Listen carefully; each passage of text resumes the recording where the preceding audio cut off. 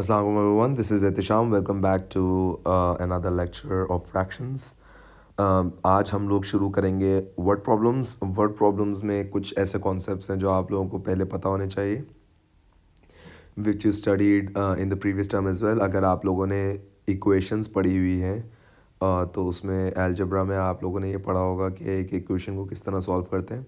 खैर मैं फिर भी आप लोगों को एक क्विक रिविजन दे देता हूँ। वर्ड प्रॉब्लम्स में सबसे पहले तो बेसिकली आप लोगों को पता ये स्किल डेवलप करना है कि आप लोगों ने वर्ड्स के थ्रू डेटा को किस तरह इंटरप्रेट करना है। जो भी आपके अंदर वर्ड प्रॉब्लम है उसके अंदर से डेटा को एक्सट्रैक्ट करके एक इक्वेशन बना के उसको सॉल्व किस तरह करना है। बेसिक स्किल ये रिक्वायर्ड है और वो प्रैक्टिस से सॉल्व होगा। मैं आपको जितने मर्जी मर्जी वर्ड प्रॉब्लम समझा दूँ, आप अगर ख़ुद से वो चीज़ सॉल्व करने की कोशिश नहीं करेंगे, अगर ख़ुद से प्रैक्टिस नहीं करेंगे न्यू क्वेश्चंस, तब तक आप लोगों को वो चीज़ नहीं समझ में आएगी। तो मैंने आप लोगों को पहले ये एक असाइनमेंट दिया था कि आप एक्सरसाइज 5.4 खुद अटैम्प्ट कीजिए जितने क्वेश्चंस कर सकते हैं, और जो क्वेश्चन नहीं समझ में आ रहा वो आके मुझसे समझ लीजिए, यहाँ पे व्हाट्सएप पे मुझसे कांटेक्ट करके वो समझ लीजिए।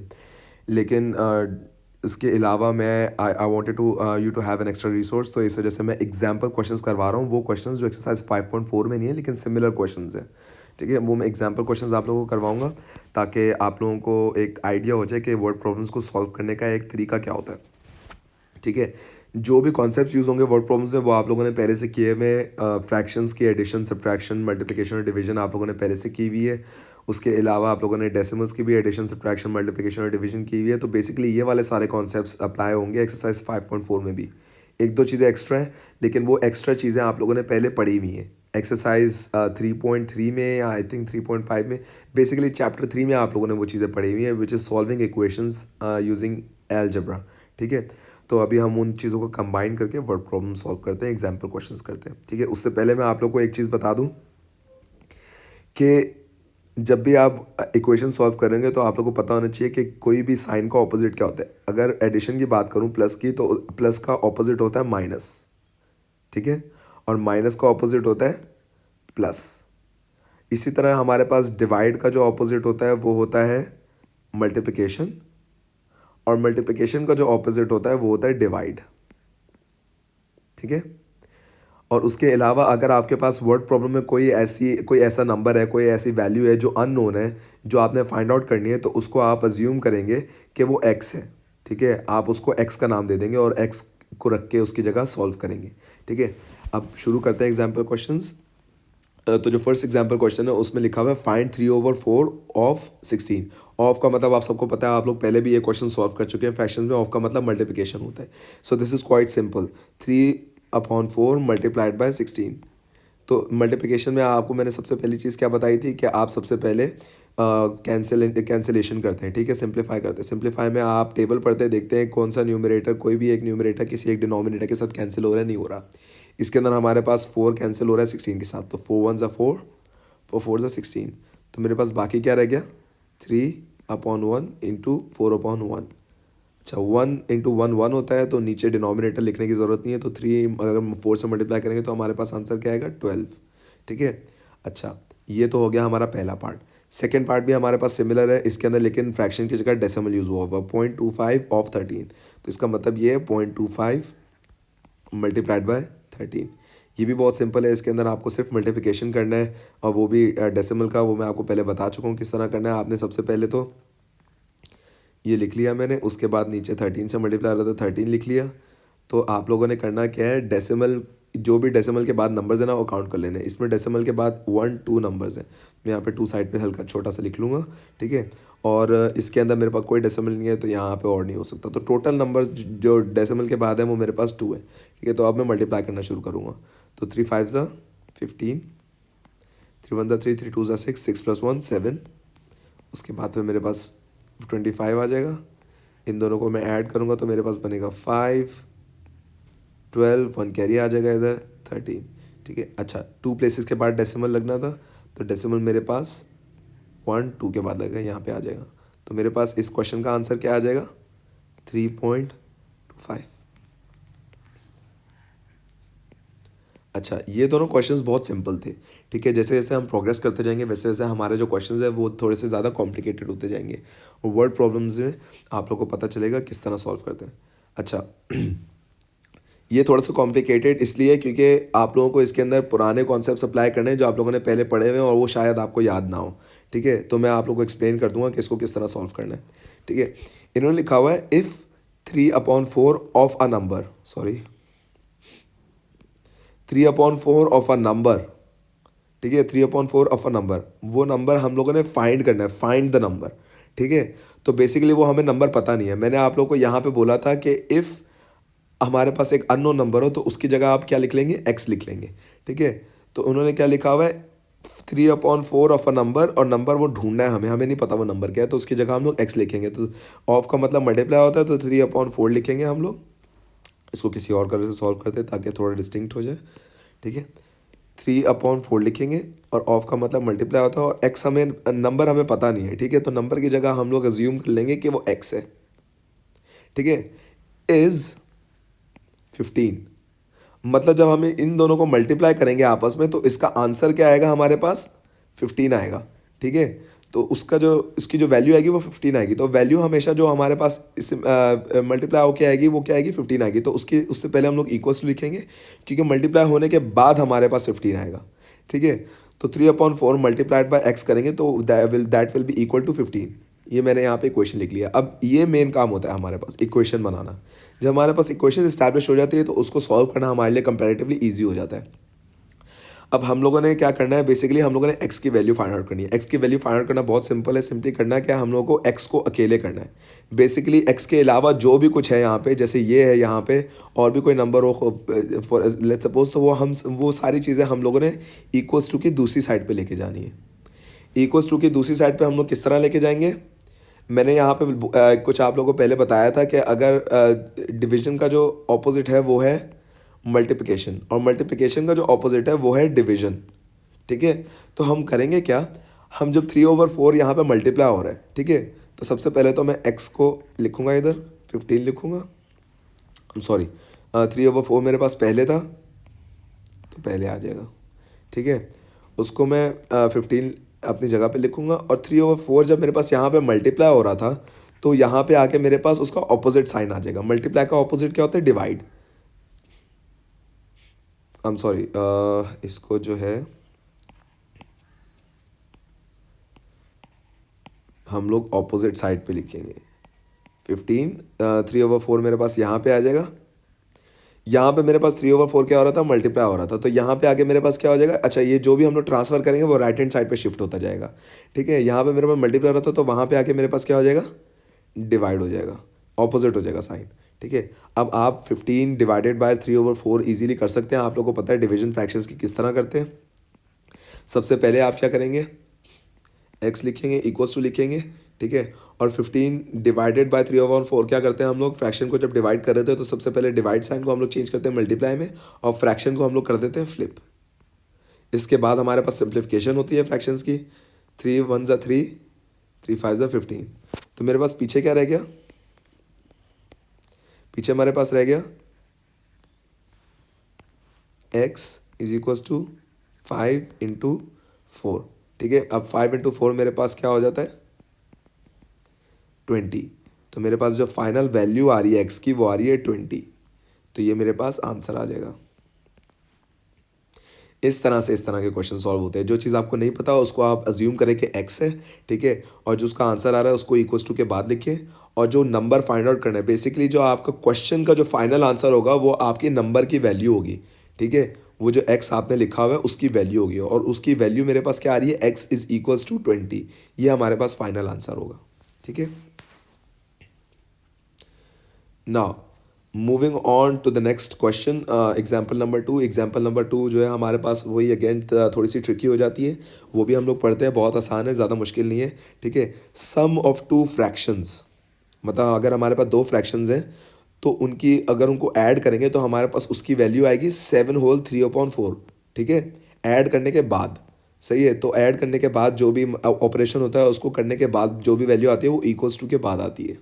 ठीक है, तो उसकी वैल्यू क्या आएगी, 7 होल 3/4, और दो फ्रैक्शंस को ऐड करेंगे। उन्होंने बोला है दो फ्रैक्शंस को ऐड करने के बाद वैल्यू ये आएगी, तो मैंने इक्वल्स टू के बाद लिख दिया। उन्होंने बोला if one of them is 3 whole 5/9, मतलब अगर उनमें से एक फ्रैक्शन 3/5/9 है तो हमें एक फ्रैक्शन तो पता चल गया, प्लस डालना है, दो फ्रैक्शन है, ठीक है, एक फ्रैक्शन यहाँ पे आएगा, एक फ्रैक्शन यहाँ पे आएगा। उन्होंने बोल दिया एक फ्रैक्शन जो है उसकी वैल्यू है 3/5/9, ठीक है, तो मैं वहाँ पे ये लिख दूंगा 3/5/9। और दूसरा फ्रैक्शन हमें नहीं पता, उन्होंने लिखा है फाइंड दी अदर, मतलब दूसरा फ्रैक्शन फाइंड करें आप। मैंने क्या बोला था पहले, जो चीज़ हमें नहीं पता उसको अज्यूम कर लें कि वो क्या है, एक्स है, तो यहाँ पे वो क्या हो जाएगी, एक्स हो जाएगी। अच्छा, जो साइन प्लस माइनस का साइन होता है ना, वो जिस नंबर के साथ होता है उसके आगे लगा होता है, ठीक है। मतलब एक्स का जो साइन है वो प्लस लगा हुआ है, डिवाइड मल्टीप्लाई तो कहीं भी लगा हो, इट डज नॉट मैटर, ठीक है, लेकिन जो एक्स के साथ जो साइन है, ठीक है, वो आगे लगा हुआ है, सही है। और हमारे पास जो और हमारे पास जो क्या नाम है माइनस का साइन है वो भी आगे, अगर लेट से हमारे पास माइनस होता है यहाँ पे तो ये माइनस होता है यहाँ पे, इसका साइन माइनस होता है हमारे पास, ठीक है। खैर हमें एक्स को अगर अलहदा करना है तो एक्स यहाँ पे रहेगा और 3/5/9 उधर चला जाएगा, ठीक है। लेकिन 3/5/9 जब उधर जाएगा हमारे पास तो वो हमारे पास उसका साइन जो है वो ऑपोजिट हो जाएगा।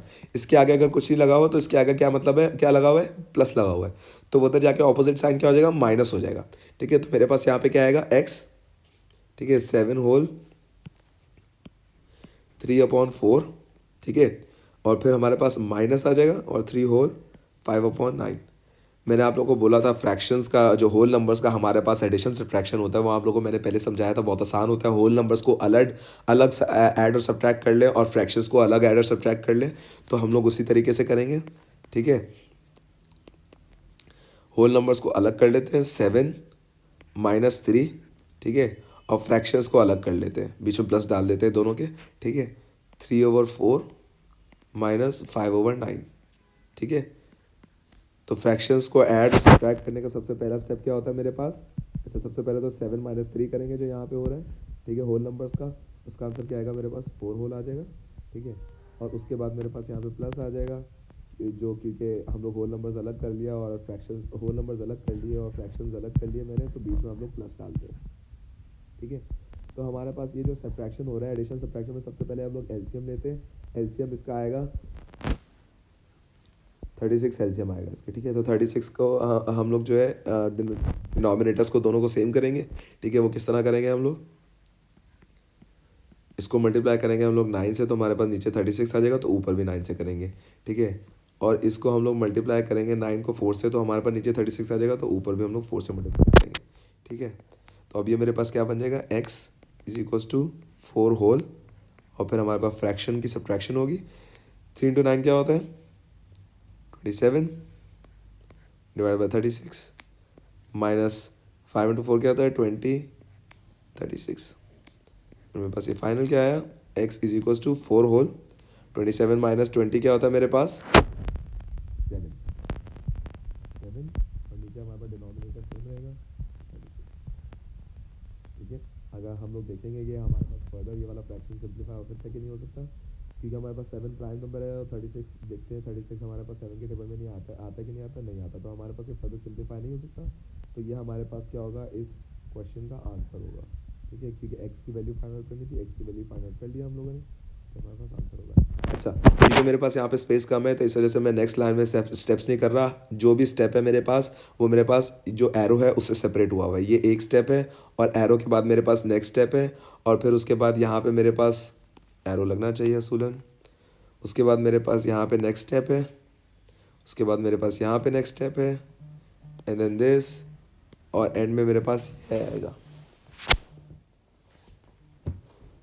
And this is how we are gonna solve this part. And let's move on to the next one. Next वाला इससे थोड़ा सा आसान है क्योंकि उसके अंदर हमारे पास स्ट्रेट फॉरवर्ड x की वैल्यू को फाइंड आउट नहीं करनी है, हम लोग को सिंपल काम करना है, ठीक है। नेक्स्ट वाले में हमें लिखा हुआ है if the length of a handkerchief is 23 whole 1/2 centimetres, ठीक है, 23 whole 1/2 centimetres, and its breadth is 17 whole 3/4 centimetres, find its area. Area का फॉर्मूला आप सबको पता होना चाहिए। हैंडकरचिफ यूजुअली जो है वो एक रेक्टेंगुलर शेप में होता है, ठीक है। जो रेक्टेंगुलर शेप में चीज़ होती है उसका जो एरिया होता है, इसको मैं यहाँ पे रेक्टेंगुलर ड्रॉ करके दिखा देता हूँ। उसका जो एरिया होता है, लेट्स से यहाँ पे लेंथ है और यहाँ पे ब्रेड्थ है, तो उसका जो एरिया होता है that is usually equals to length multiplied by breadth, ठीक है। और उन्होंने हमें यहाँ पे बता दिया कि हमारे पास उसकी लेंथ क्या है और उसकी ब्रेड्थ क्या है, ठीक है। तो हमें सिंपली करना क्या है, इन दोनों को आपस में मल्टीप्लाई करना है एरिया निकालने के लिए। तो area will be equals to, अच्छा ये सब चीज़ें लिखिएगा, ठीक है। अगर आप एरिया निकाल रहे हैं तो यहाँ पे एरिया लिख के इक्वल्स टू डालिएगा, अगर आप एक्स फाइंड आउट करें तो एक्स लिख के इक्वल्स टू डालिएगा। बेसिकली जो चीज़ निकाल रहे हैं उसका नाम लिखिएगा आप, ठीक है। ये वर्ड प्रॉब्लम्स आप लोग नाम लिख के सॉल्व करते हैं, डिस्क्राइब करके कि आप क्या चीज़ निकाल रहे हैं, ठीक है। तो एरिया निकालने के लिए मेरे पास लेंथ मल्टीप्लाई बाय ब्रेड्थ होगा, ठीक है। तो मैं सिंपली क्या करूँगा, यहाँ पे फॉर्मूला लिख लूँगा पहले, लेंथ मल्टीप्लाइड बाय ब्रेड्थ, ठीक है। और मैं उसको करूँगा क्या, सिंपली एरिया, लेंथ मेरे पास क्या है 23 होल 1/2 और ब्रेड्थ क्या है 17 होल 3/4। मल्टीप्लाई करना है आप लोगों को, बहुत आसान है मल्टीप्लाई करना। सिंपली सबसे पहले आप मिक्स नंबर्स को इम्प्रॉपर फ्रैक्शंस में चेंज करेंगे। करेंगे क्या, डिनोमिनेटर को फोल नंबर के साथ मल्टीप्लाई और फिर न्यूमरेटर ऐड। तो इसका हो जाएगा मेरे पास 46 + 1 47, मल्टीप्लाई करेंगे 4 मल्टीप्लाइड बाय 17 होगा, 4 मल्टीप्लाइड बाय 17 भी equals to 40, 7 on the 7 to the 14 7 on the 7 for the 28। तो मेरे पास उसका आंसर आएगा 68, ठीक है। तो 68 + 3 मेरे पास क्या होगा 71, 71 डिवाइडेड बाय 4, ठीक है। उसके बाद मेरे पास एरिया क्या बन जाएगा, एरिया बनेगा मेरे पास 47, क्योंकि मेरे पास यहाँ पे किसी किस्म की कैंसिलेशन नहीं हो रही, तो मैं कैंसिलेशन नहीं करूँगा। मैं सिंपली करूँगा क्या, मैं यहाँ पे 47 मल्टीप्लाइड बाय न्यूमरेटर्स को मल्टीप्लाई करूँगा, ठीक है। न्यूमरेटर्स को मल्टीप्लाई करूँगा और डिनोमिनेटर्स को मल्टीप्लाई करूँगा। तो मेरे पास ऊपर क्या आएगा 3 3 3 7 और फिर डिनोमिनेटर क्या आएगा मेरे पास 8 डिनोमिनेटर आएगा मेरे पास, ठीक है। और फिर एरिया को मैं अब क्या करूँगा, इसको क्योंकि मेरे पास ये एक क्या कहते हैं इम्प्रॉपर फ्रैक्शन है, तो मैं इसको होल नंबर में चेंज करूँगा। होल नंबर में चेंज करने के लिए मैं यहाँ पे क्या करता हूँ, डिवाइड करता हूँ 3 3 3 7,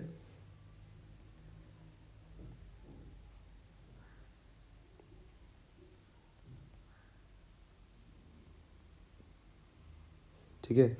तो 8 से डिवाइड हुआ,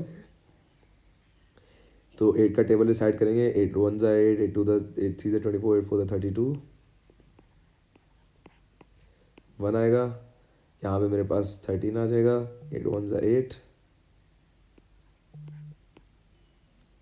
यहाँ पे मेरे पास 5 आ जाएगा, ये मेरे पास 7 आएगा, नीचे कॉपी डाउन हो जाएगा। तो 8 7 ज़ा 56, मेरे पास यहाँ पे 1 आ गया, ठीक है। तो मेरे पास एरिया क्या बनेगा इसका 417 होल 1/8। अच्छा, एरिया अगर हम लोग निकाल रहे हैं तो आप लोगों ने वर्ड प्रॉब्लम से ख़ास तौर पे एक चीज़ का ख्याल रखना है कि आपका जो यूनिट है ना वो आपने यूज़ करना है, ठीक है। अगर आपकी लेंथ और ब्रेथ हमारे पास सेंटीमीटर्स में, तो एरिया का यूनिट क्या होगा सेंटीमीटर्स स्क्वायर्ड, ठीक है। तो यहाँ पे हमारे पास सेंटीमीटर स्क्वायर आएगा, ज़रूरी लिखना है, इसके बगैर आपको मार्क्स नहीं मिलेंगे। तो ये हमारे पास आंसर है पार्ट बी का, ठीक है। नेक्स्ट क्वेश्चन में मूव करते हैं हम लोग। नेक्स्ट क्वेश्चन में बेसिकली हम लोग करेंगे क्या, the product of two fractions is, word problem देखते हैं। The product of two fractions is 10 whole 3/8, ठीक है। मतलब प्रोडक्ट के बाद हमारे पास प्रोडक्ट है टू फ्रैक्शंस का, हमें दोनों फ्रैक्शंस नहीं पता अभी फ़िलहाल यहाँ तक जब क्वेश्चन पढ़ा है, ठीक है। तो उन दोनों को जब प्रोडक्ट करेंगे तो हमारे पास उसका क्या है आंसर 10 होल 3/8, ठीक है। If one of them is 3 whole 1/4, मतलब एक तो हमें पता चल गया, चलो 3 होल 1/4 एक फ्रैक्शन है, ठीक है। फाइंड दी अदर, मतलब दूसरा हमें फाइंड करना है, दूसरा फ्रैक्शन कौन सा है। अगर हमें नहीं पता तो हम अज्यूम कर लेंगे कि वो क्या है एक्स है, ठीक है। अब ये भी उसी तरह सॉल्व होगा जिस तरह आप लोगों ने बाकी क्वेश्चंस पहले सॉल्व किए हैं, ठीक है। अब इसके अंदर सिंपली क्या होगा, यहाँ पे मेरे पास मल्टीप्लाई हो रहा है 3/4, ठीक है। तो मैं क्या करूँगा, इसको वहाँ पे ले जाऊँगा, वहाँ पे लेके जाके डिवाइड कर दूँगा, ठीक है। तो मेरे पास यहाँ पे x हो जाएगा, ठीक है। और फिर उसके बाद मेरे पास यहाँ पे हो जाएगा 10 होल 3/8 और फिर यहाँ पे डिवाइड हो जाएगा मेरे पास, फिर 3/1/4। एक चीज़ हमेशा याद रखिएगा, जब भी हमारे पास मल्टीप्लाई का साइन होगा, मल्टीप्लाई हो रही होगी कोई भी चीज़ और वहाँ पे जाके डिवाइड हो रही होगी, तो वो डिवीजन साइन के बाद लगेगी। ठीक है, वो डिवीजन साइन के हमेशा बाद लगेगी। तो मैंने यहाँ पे डिवाइड कर दिया। अब डिवीजन तो आप सबको आता है, बहुत ईजी है, बहुत सिंपल है। फ्रैक्शंस की डिवीजन सबसे पहले आप क्या करते हैं, इसको मिक्स नंबर से आप लोग इम्प्रॉपर फ्रैक्शंस में कन्वर्ट करेंगे। तो ऊपर मेरे पास आ जाएगा यहाँ पे 83/8। ठीक है, और फिर ये डिवाइड का साइन आएगा और फिर इसको कन्वर्ट करेंगे तो 4×3 = 12, 13। यहाँ पे आ जाएगा 13/4। अब हम लोग देखेंगे 13/4। अब मुझे क्या करना है, सिंपली डिवाइड करना है। डिवाइड करने के लिए मैं क्या करूँगा, सबसे पहले तो डिवीजन साइन को चेंज करूँगा मल्टीप्लाई में, और फिर दूसरा जो फ्रैक्शन होगा डिवीजन साइन के बाद वाला उसको फ्लिप कर दूँगा। अब कैंसिलेशन करूँगा, सिंपल मल्टीप्लिकेशन के स्टेप्स फॉलो करूँगा। कैंसिलेशन में आपके पास 4 यहाँ पे कैंसिल हो रहा है, 4 1 4, 4 2 8। उसके बाद मैं चेक करूँगा कि हमारे पास 83 13 से डिवाइड हो सकता है कि नहीं हो सकता। 83 13 से डिवाइड नहीं हो सकता, तो इससे ज़्यादा हम लोग उसको सिंप्लीफाई नहीं कर सकते। तो मेरे पास क्या बन जाएगा, न्यूमरेटर्स को मल्टीप्लाई करेंगे 83 × 1 = 83, और फिर डिनोमिनेटर्स को मल्टीप्लाई करेंगे 22 × 13 = 26। क्योंकि मेरे पास ये इम्प्रॉपर फ्रैक्शन है तो इसको मुझे होल नंबर में या फिर मिक्स नंबर में कन्वर्ट करना है, उसके लिए मैं डिवाइड करूँगा। 26 से डिवाइड होगा, अगर मैं 26 से 3 टाइम्स मल्टीप्लाई करूँगा तो मेरे पास क्या आएगा, 78। ठीक है, और मेरे पास यहाँ पे सब्ट्रैक्ट होगा तो मेरे पास पीछे 5 बचेगा। ठीक है, तो मेरे पास टोटल आंसर क्या आएगा, 3 होल 5/26। ठीक है, and this will be our answer. अच्छा, यहाँ पे कोई यूनिट नहीं गिवन था तो यहाँ पे यूनिट लिखने की ज़रूरत नहीं है, तो this will be our answer for x. अच्छा, मैं आप लोगों को इसके बाद और क्वेश्चन समझाऊंगा, ठीक है, नेक्स्ट वीडियो में, लेकिन ये आखिरी क्वेश्चन है हमारा फॉर दिस वीडियो। अभी इसके अलावा 2-3 वीडियोस और आएंगी, उसके अंदर आप लोगों को बाकी एग्जाम्पल वर्ड प्रॉब्लम्स और करवाई जाएंगी, ताकि आप लोग की बेटर अंडरस्टैंडिंग हो जाए या फिर आप लोगों को एक अंदाज़ हो जाए कि किस तरह करनी है। ठीक है, okay, moving on. If 2/3 of a car is worth, if 2/3 of a car, ठीक है, इज़ वर्थ ₹150,000। ठीक है, अच्छा, 2/3 ऑफ अ कार का मतलब है 2/3 लिखूंगा मैं यहाँ पे, और कार की वैल्यू मुझे नहीं पता, तो उसकी जगह छोड़ के मैं लिखूंगा इज़ वर्थ 150,000। मतलब अगर गाड़ी की प्राइस को अगर हम 2/3 से मल्टीप्लाई 2/3 से मल्टीप्लाई करेंगे तो उसका आंसर आएगा 150,000। तो मैं यहाँ पे 150,000 लिख लूँगा। जिस चीज़ की वैल्यू नहीं पता होती है, मैंने आप लोगों को पहले भी बताया, उसकी वैल्यू क्या होती है, एक्स होती है, उसको ज्यूम कर लेते हैं। ठीक है, तो उसको जब हम लोगों ने ज्यूम कर लिया कि वो एक्स है, तो अब सिंपली हम लोग करेंगे क्या, उसको यहाँ पे आप लोगों को पहले भी बताया मैंने, अगर यहाँ पे कोई चीज़ मल्टीप्लाई हो रही है वो उधर जाके डिवाइड हो जाती है और वो डिवाइड के बाद लगती है, तो मैं यहाँ पे एक्स एज इट इज़ छोड़ दूंगा, एक्स को खाली रखेंगे। ठीक है, और फिर 150,000 लिखूंगा मैं, और फिर यहाँ पे मल्टीप्लाई हो रहा है उधर जाके डिवाइड हो जाएगी, और फिर डिवाइड होकर यहाँ पे क्या आ जाएगी, 2/3। डिवीजन आप सबको अब तक आ जानी चाहिए, 150,000। ठीक है, और फिर डिवीजन मल्टीप्लाई हो जाती है, डिवीजन चेंज हो जाती है मल्टीप्लिकेशन में, और फ्रैक्शन हो जाता है फ्लिप। अब मैं 150,000 को जो है 2 से कैंसिल आउट करूँगा, क्योंकि देखूंगा हो सकता है नहीं हो सकता, यकीनन हो सकता है। और किससे हो सकता है, 75,000 से। ठीक है, फिर 75,000 की न्यूमरेटर्स रह गए मेरे पास, तो न्यूमरेटर्स को आपस में मल्टीप्लाई कर दूंगा। 75,000 को अगर मल्टीप्लाई बाय 3 करेंगे तो मेरे पास क्या आ जाएगा आंसर, 225,000। अच्छा, एक बात याद रखना है हमेशा, क्या आपको पता होना चाहिए कि यूनिट्स आप लोगों ने यूज़ करने हैं। अगर यूनिट लिखा हुआ है क्वेश्चन में, यहाँ पे मेरे पास यूनिट लिखा हुआ है रुपीज़। ठीक है, तो मेरे पास यहाँ पे भी रुपीज़ में वैल्यू आई है, तो मैं यहाँ पे आंसर लिखने से पहले रुपीज़ ज़रूर लिखूँगा। अगर यूनिट क्वेश्चन में बाद में लिखा हुआ है वैल्यू के, तो आप भी आंसर में बाद में लिखेंगे। अगर पहले लिखा हुआ है तो आप भी आंसर में पहले लिखेंगे। लेकिन एरिया का यहाँ पे यूनिट डिफरेंट था, सेंटीमीटर स्क्वायर था। ठीक है, लेंथ का और ब्रेथ का यूनिट था सेंटीमीटर। ठीक है, लेकिन क्योंकि हमारे पास सेंटीमीटर सेंटीमीटर मेरे पास 2 मरतबा आ रहे थे, मल्टीप्लाई हो रहे थे आपस में। ठीक है, यहाँ पे मल्टीप्लाई हो रहे थे मेरे पास सेंटीमीटर्स, तो मैंने सेंटीमीटर स्क्वायर लिख दिया, मतलब ऊपर लिख दिया, पावर लिख दी कि भाई इतनी मरतबा मल्टीप्लाई हो रहे हैं। ठीक है, तो यहाँ पे मेरे पास वैल्यू क्या आ गई अब, ₹225,000, और ये आ गया मेरे पास इस क्वेश्चन का answer. That's it for this video lecture, और इंशाल्लाह नेक्स्ट लेक्चर में, नेक्स्ट वीडियो में हम लोग इसके अलावा एग्जाम्पल क्वेश्चंस और प्रैक्टिस करेंगे। ठीक है, थैंक यू।